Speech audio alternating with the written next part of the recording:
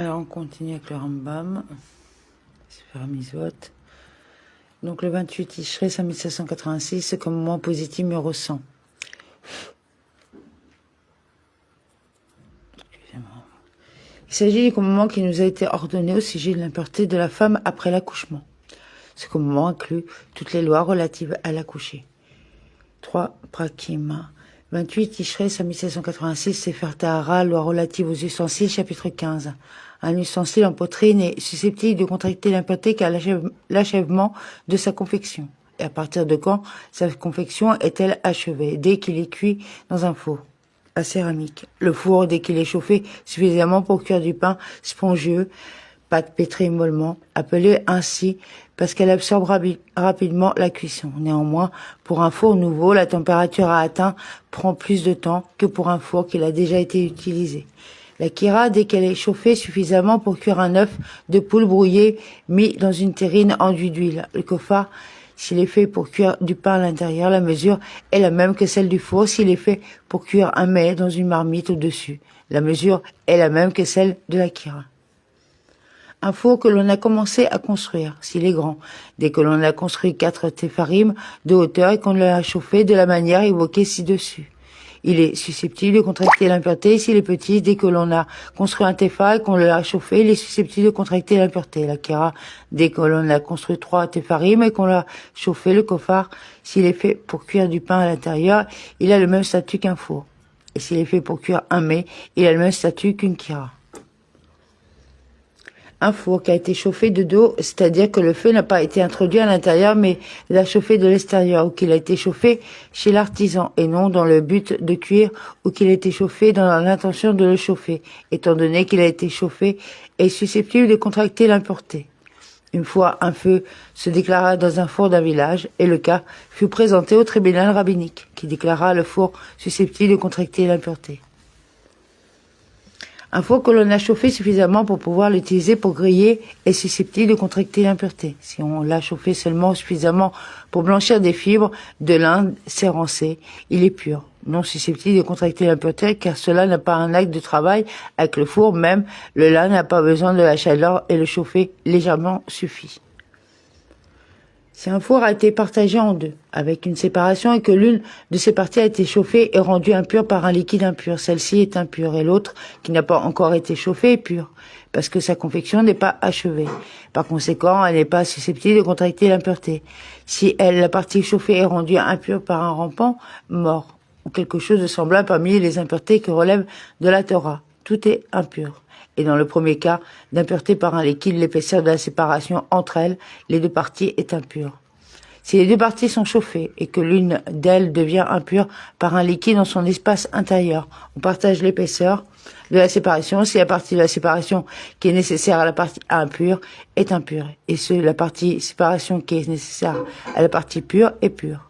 Dans quel cas cela s'applique-t-il? Si on a partagé le four en deux parties et qu'on a ensuite chauffé.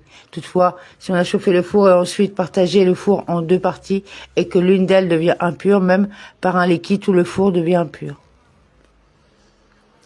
Un four ou une kira en pierre sont toujours purs, non susceptibles de contracter l'impureté, et un four ou une kira en métal ne sont pas sujets à l'impureté du four et de la kira, ainsi qu'il est dit. Ils seront mis en pièces. Cela concerne ce qui peut être mis en pièces, c'est-à-dire le four et la kira en poterie, non en métal. Et le four et la kira en métal contractent l'impureté en tant qu'ustensiles en métal. Comment s'applique-t-il? Ils ne contractent pas l'impureté par leur espace intérieur, ni quand ils sont attachés au sol, comme dans le cas d'un four et une kira en poterie.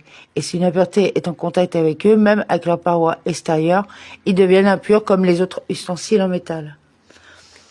Et s'ils deviennent impurs par un cadavre, ils ont le statut de père d'impureté comme les autres ustensiles en métal, et ils peuvent être purifiés dans le bain rituel.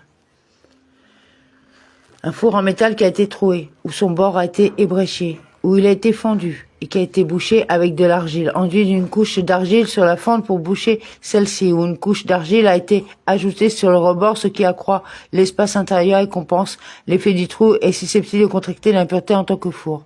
Quelle doit être la taille du trou pour que le fait de le boucher d'argile confère au four le statut de four et qu'il soit concerné par cette impureté? la taille suffisante pour que le four sorte par ce trou. Et de même, pour une kira et des supports en argile ont été faits pour une kira entière pour placer dessus les marmites. Elle est susceptible de contracter l'impureté en tant que kira. Si on enduit d'argile une kira en métal entière sur sa paroi intérieure ou extérieure, elle n'est toujours pas susceptible de contracter l'impureté. Un four en poterie qui n'est pas attaché au sol, mais s'il est suspendu au cou d'un chameau, est susceptible de contracter l'impureté en tant que four, bien qu'il soit ouvert par le bas et donc inutilisable. De cette façon, ainsi qu'il est dit, ils sont impurs, où qu'ils soient. Le four de fusion des artisans des métaux qu'elle ne place pour mettre une marmite est susceptible de contracter l'impureté comme une kira. Et de même la kira des verriers qui fabriquent le verre, si elle a une place où mettre une marmite, elle est susceptible de contracter l'impureté. Le four. Les fours de fabricants de chaux, des verriers qui fabriquent des ouvrages en verre et des potiers sont purs, non susceptibles de contracter l'impureté parce qu'ils ne sont pas enduits d'argile.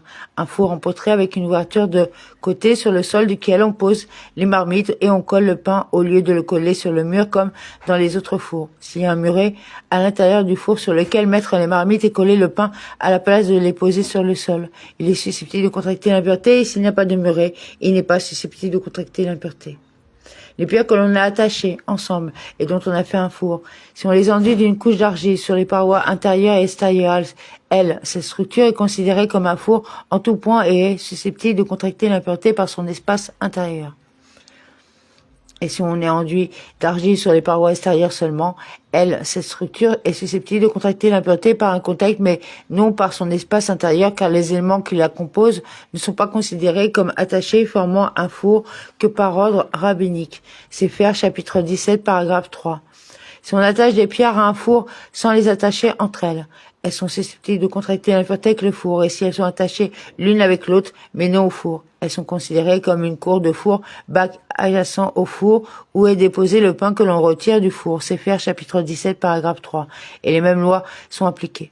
Si l'on creuse dans le sol et que l'on fait un bac, c'est-à-dire qu'on met le four dans le sol et que le sol sert de bac, ce bac est pur, car le sol n'est pas susceptible de contracter l'impureté. Le bac d'une kira est pur, non susceptible de contracter l'impureté parce qu'elle n'est pas faite pour y cuire du pain.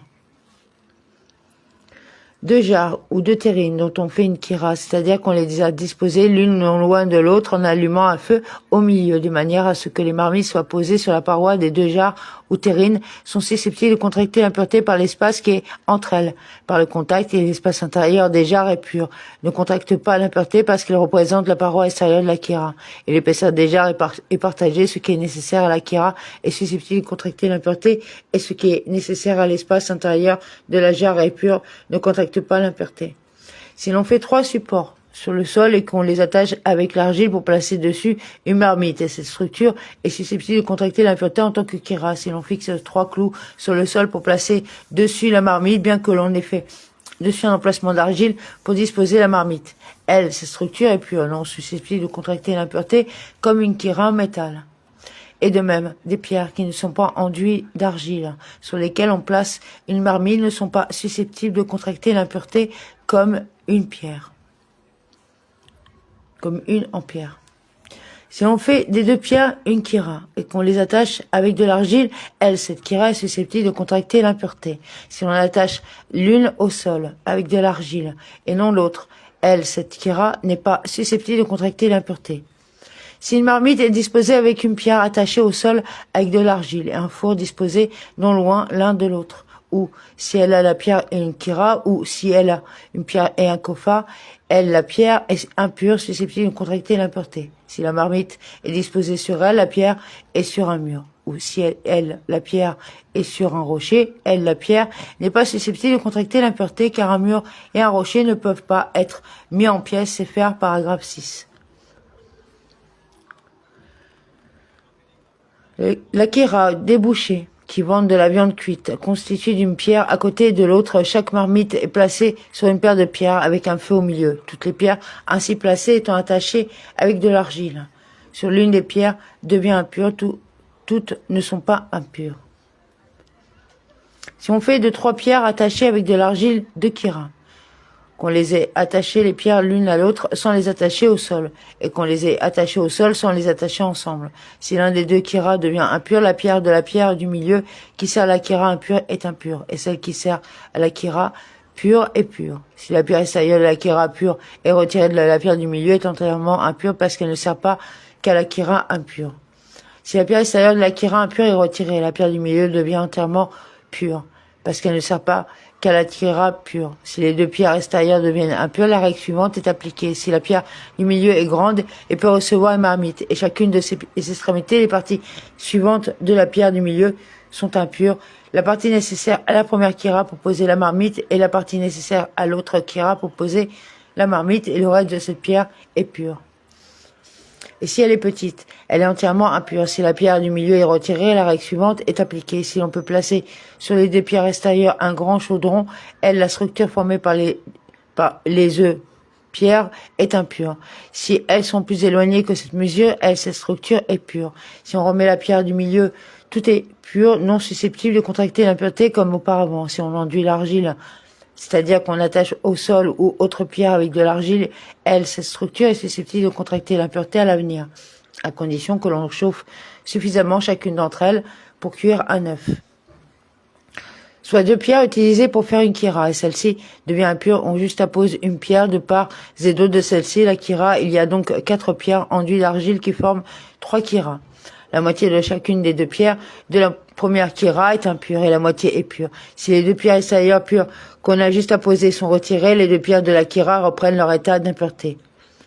Une planche en poterie, qui a des réceptacles pour les marmites. Les marmites sont disposées dans les trous de la planche et de la cendre chaude se trouve à l'intérieur pour garder les marmites chaudes. N'est pas concernée par l'impureté de la kira et est susceptible de contracter l'impureté en tant que récipient. C'est pourquoi, si elle est attachée au sol, elle est pure comme les autres ustensiles attachés au sol, excepté les fours et fourneaux comme cela a été expliqué précédemment.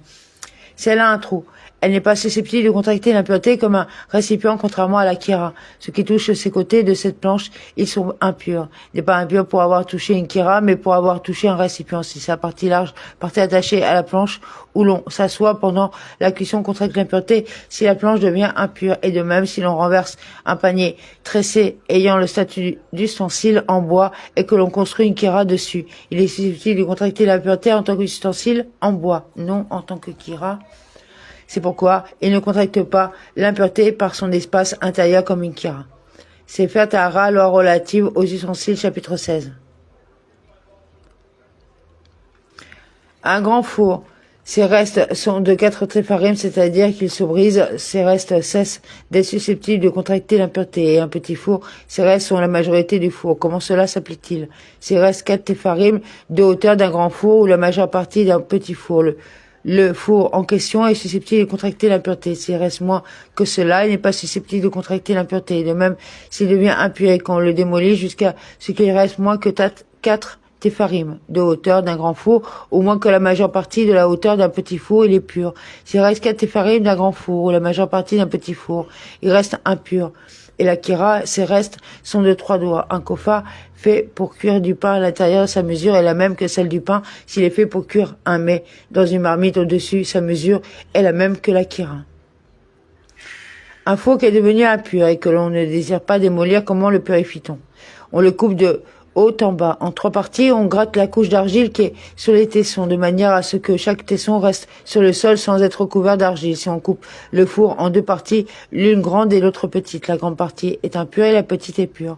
Si on coupe le four en 2 parties égales, chacune d'elles est susceptible de contracter l'impureté parce qu'il est impossible d'être précis d'obtenir 2 parties égales. Par contre, un plateau en poterie muni d'un rebord qui a été coupé en 2 est pur. Et si l'une est grande et l'autre petite, la grande partie est impure. Si on a coupé un four impur en 3 parties et que l'une a la même taille que les 2 autres, la grande partie qui correspond à la moitié du four est impure et les 2 petites sont pures.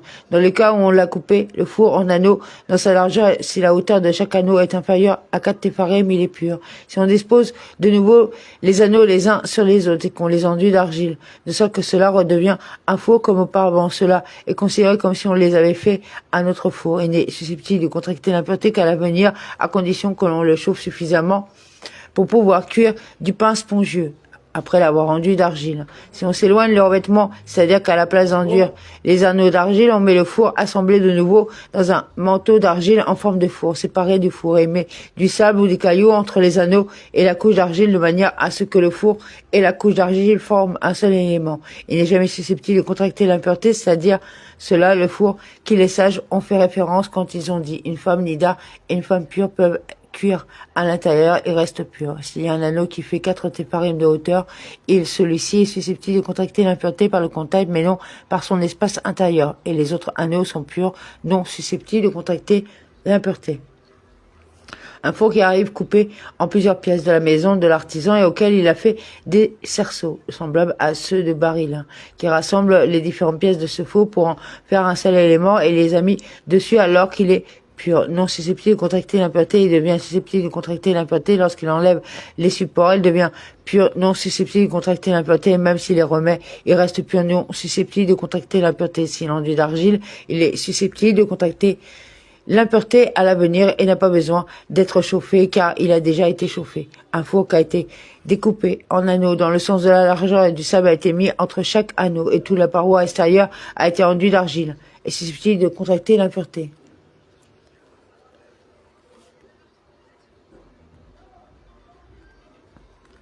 La chaudière des Arabes. On creuse un trou dans le sol. On enduit les parois du trou d'argile. Si l'argile peut tenir tout seul, sans le sol, il est susceptible de contracter l'impureté. Sinon, il est pur, non susceptible de contracter l'impureté. Celui qui apporte des tessons de poterie les colle l'un avec l'autre pour en faire un four. Met une couche d'argile sur la paroi intérieure et extérieure et la chauffe. Ce four est susceptible de contracter l'impureté, bien que chaque tesson n'ait pas la mesure. Si on a brisé une grande jarre, en retirant le fond et le toit, qu'on a mis une couche d'argile sur la paroi extérieure, bien que ces parois concaves à l'intérieur. Et la capacité minimale pourrait être susceptible de contracter l'impureté. Il est pur, car un ustensile en poterie devenu pur ne peut jamais contracter l'impureté, à moins que l'on en fasse un four et qu'on l'enduise d'argile sur la paroi intérieure, sur la paroi extérieure. Un four ayant des fentes. Four fait de tessons assemblés séparés par des fentes, donc chaque fente a été enduite dans une couche d'argile. Et les fentes sont découvertes car elles n'ont pas été enduites d'argile, n'est pas susceptible de contracter l'impureté. Si on met de l'argile, de la chaux ou du gypse sur les fentes, il est susceptible de contracter l'impureté. Si l'on met dessus de arcite, poterie pilée et délayée dans de l'eau, de la poix, du soufre, de la lie, de la pâte ou des excréments, il est pur, non susceptible de contracter l'impureté. Telle est la règle générale. Un produit dont on ne fait pas un four ne rattache pas les fentes. Si on place un four qui a une fente dans le coin d'une maison et qu'on enduit les côtés, le point de contact entre le four et les murs de la maison d'argile de manière à ce que les parois du four soient collées au mur. Et le four est pur et non susceptible de contracter l'impureté malgré l'enduit qui solidifie. Une planche de four posée dans le coin pour cuire dans l'espace que la sépare du mur est pure, non susceptible de contracter l'impureté, et si elle représente la majeure partie du four, elle est susceptible de contracter l'impureté. Un four qui a été rempli de terre jusqu'à la moitié de son niveau. S'il contracte l'impureté par son espace intérieur, seulement un rampant mort est suspendu dans son espace intérieur. Il ne devient impur que dans la partie qui est au-dessus de la terre, c'est-à-dire que les aliments enfouis dans la terre ne sont pas impurs. Et s'il contracte l'impureté par le contact et qu'une impureté touche sa paroi intérieure, il devient entièrement impur, même dans la partie en dessous de la surface de la terre. Une kirague à une surface pour placer 2 marmites et un coffard à une surface pour placer une marmite. C'est pourquoi si une kira est fondue dans sa longueur, elle est pure, donc susceptible de contracter l'impureté. Si elle est fondue dans sa largeur de manière à ce que les 2 surfaces sont entières mais ne sont pas plus attachées l'une à l'autre, elle est toujours susceptible de contracter l'impureté. Un coffard qui est fondu dans sa longueur ou dans sa largeur est pur, non susceptible de contracter l'impureté. La base des particuliers sur lesquels il place la kira, dont la paroi supérieure a eu un trou sur la profondeur du trou est inférieure à 3 téparim, la kira est susceptible de contracter l'impureté que si l'on allume le feu dans le trou en dessous. La marmite au-dessus peut cuire si la profondeur du trou est égale ou supérieure à 3 téparim. La kira n'est pas susceptible de contracter l'impureté car le feu est trop loin de la marmite. Elle ne cuit pas. Si l'on met une pierre ou des cailloux sur le trou de la manière à ce qu'il soit possible d'allumer le feu sur la pierre, elle reste pure, non susceptible de contracter l'impureté car la pierre n'est pas le sol de la kira. Si on enduit la pierre d'argile, la pierre devient le sol de la kira et la kira est dès lors susceptibles de contracter l'impureté. Sefer Tahara, loi relative aux ustensiles, chapitre 17. Tous les auxiliaires des ustensiles, parties attachées aux ustensiles, est nécessaire à la fonction de ceux-ci. Sont considérés comme les ustensiles. Si un ustensile devient impur, sa partie auxiliaire qui est nécessaire à sa fonction devient impure. Et celle qui n'est pas nécessaire est pure, comme cela sera expliqué. C'est pourquoi une pierre qui fait saillir un tefa du four aux 3 doigts d'une kira est considérée comme attachée, c'est-à-dire comme une partie du four ou de la kira nécessaire à ceci. Et si le four ou la kira devient impur, ces pierres deviennent impures, et les aliments et boissons qui sont en contact avec ces pierres sont impurs. Et s'ils sont en contact avec une partie de la pierre extérieure au tefa qui fait saillir du four ou extérieur aux 3 doigts de la pierre qui fait saillir de la kira, ils sont purs. Pour un kofa fait pour cuire du pain à l'intérieur, la mesure appliquée est la même que celle du four. Et pour un kofa fait pour cuire un mets dans une marmite posée dessus, la mesure appliquée est la même que celle de la kira. L'ajout d'une couche d'argile sur le rebord qui agrandit l'espace intérieur du four des particuliers purs non susceptibles de contracter l'impureté, car il n'est pas nécessaire à la cuisson, et l'ajout du four du boulanger est susceptible de contracter la même impureté que le four, parce que le boulanger l'utilise pour poser la broche quand il grille de la viande à l'intérieur du four. Il pose ensuite la broche avec la viande grillée prête à la vente sur le surplus d'argile pour que celle-ci reste chaude, sans toutefois être brûlée. De la même manière, l'ajout d'argile sur le bord du chaudron de ceux qui font bouillir les olives, qui utilisent cette partie quand ils ont beaucoup d'olives, est susceptible de contracter l'impureté, et l'ajout d'argile sur le chaudron des teinturiers que font bouillir la laine avec la teinture est pur parce qu'ils n'utilisent pas cette partie du chaudron pour bouillir, étant donné que l'argile peut abîmer la teinte. La couronne d'une kira dôme qui recouvre la kira pour préserver la chaleur est pure, non susceptible de contracter l'impureté. La forteresse du four, qui est la structure adjacente au four où l'on pose le pain quand on le retire du four. Si elle a une hauteur de 4 tépharim, est susceptible de contracter la même impureté que le four parce qu'elle est considérée comme une partie du four. Si elle est moins de 4 tépharim de hauteur, elle est pure, non susceptible de contracter l'impureté parce qu'elle n'est pas considérée comme attachée au four puisqu'elle n'est pas nécessaire étant donné qu'elle n'est pas apte à contenir le pain.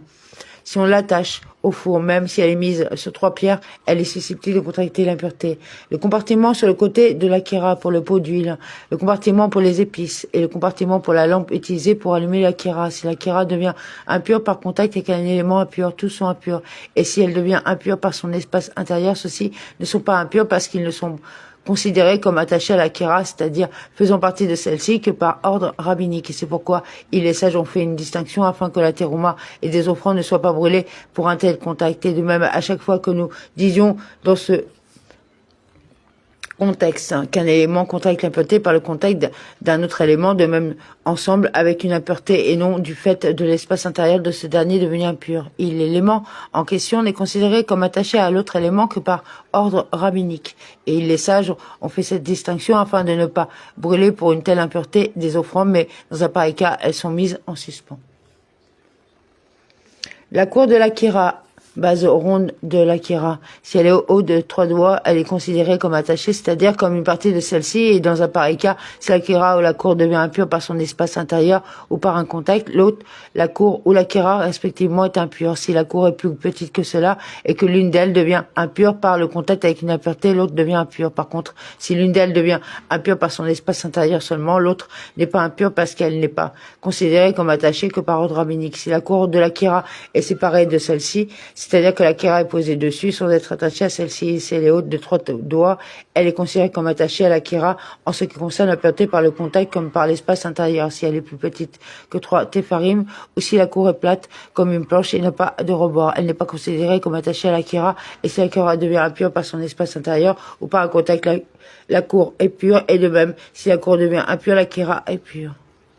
Les supports de la kira sur lesquels on dispose de la marmite, ce sont au nombre de 3, si chacun d'eux a une hauteur inférieure ou égale à 3 doigts, et que la kira devient impure par le contact ou par son espace intérieur, les 3 deviennent impurs, et il en est de même s'il y en a 4. Si l'un des 3 est retiré, que la kira devient impure par un contact, les 2 supports restants deviennent impurs, et si la kira devient impure par son espace intérieur, ils ne deviennent pas impurs avec elle. Si l'artisan a fait 2 supports, l'un en face de l'autre, et la kira devient impure par un contact, ils deviennent impurs. Et si la kira devient impure par son espace intérieur, ils ne deviennent pas impurs. Si les 3 supports font plus de 3 doigts de hauteur dans leur partie située à moins de 3 tépharim, ils contractent contracte l'impureté avec elle, l'acquérera qu'elle devienne impure par le contact ou par son espace intérieur et dans leur partie située à plus de 3 tépharim et contracte l'impureté avec elle. L'acquérera si elle devient impure par un contact, mais si elle devient impure par son espace seulement, il ne contracte pas l'impureté avec elle. S'ils s'étendent au-delà ou du rebord, c'est-à-dire qu'ils s'étendent à l'extérieur du bord de l'acquérera sur une longueur inférieure ou égale à 3 doigts, il contracte l'impureté avec elle, l'acquérera qu'elle devienne impure par contact ou par son espace intérieur. S'il s'étend à l'extérieur de 3 doigts, c'est-à-dire sur plus de 3 doigts à l'extérieur de l'acquérera, il contracte l'impureté avec elle si elle devient impure par le contact. Et si elle devient impure par son espace intérieur, il ne contracte pas l'impureté avec elle. Et on ne se doit pas d'être précis dans le calcul de ces mesures car elles sont toutes d'ordre rabbinique. Amen.